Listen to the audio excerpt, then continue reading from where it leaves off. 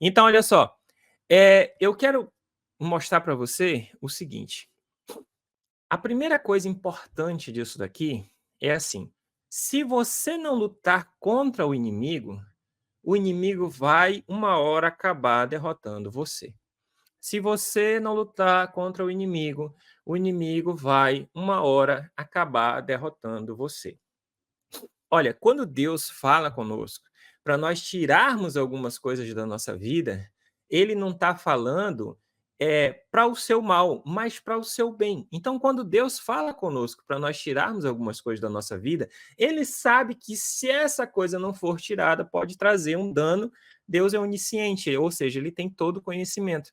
Pode trazer um dano terrível lá na frente, pode trazer até morte para você, entendeu? Então, assim, é imprescindível nós fazermos aquilo que é preciso. Então, Deus pediu para Saul eliminar esse inimigo, porque se Saul não eliminasse, podia acontecer coisas ruins, né? Eu gosto de colocar assim para não falar coisas, mas podia acontecer coisas ruins, ele podia ser derrotado, até morto pelo inimigo. Mas Saul resolveu não fazer. Ele tentou fazer ali e não fez. Porque se ele tivesse feito o serviço dele certo, o Amalequita não tinha dado o golpe de misericórdia nele. Então, essa é a primeira coisa que eu quero deixar para você aqui.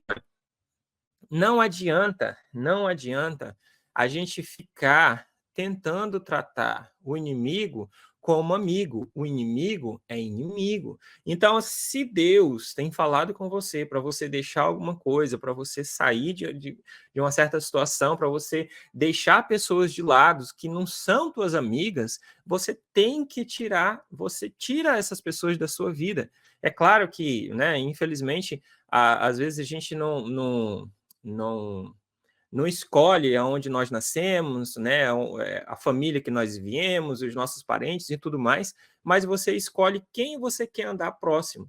E às vezes andar com pessoas que são maus, que são más, que são terríveis, que são complicadas, vai trazer para você uma hora ou outra derrota e outra derrota e outra derrota, quem sabe até morte. Né? Então, isso daí é muito importante.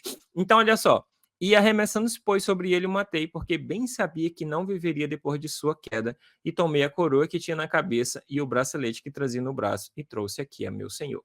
Se eles tivessem feito aquilo, se Saul tivesse feito aquilo que Deus falou, se Saul tivesse feito aquilo que Deus mandou, isso não teria acontecido. Então, assim, por nós desobedecermos a Deus naquilo que ele fala conosco, o problema pode vir de forma terrível, pode vir de forma terrível. E aí aconteceu o seguinte: então apanhou Davi as suas vestes e rasgou, e assim fizeram todos os homens que estavam com ele, prantearam e choraram e jejuaram até a tarde por Saul e por Jonatas seu filho, e pelo povo do Senhor e pela casa de Israel, porque tinham caído a espada. Então, Davi utilizou o jejum como um acalanto para sua alma.